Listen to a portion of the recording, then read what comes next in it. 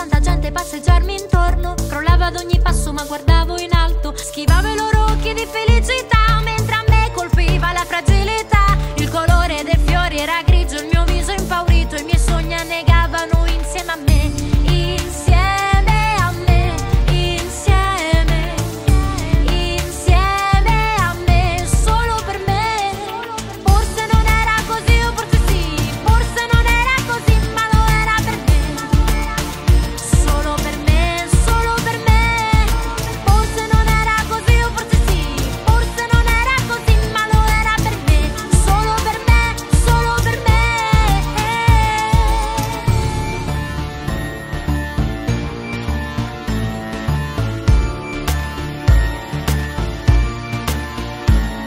Il mondo mi chiamava ed io lo odiavo tanto, nonostante tutto per me non c'era posto. Io ho preso il volo, sì,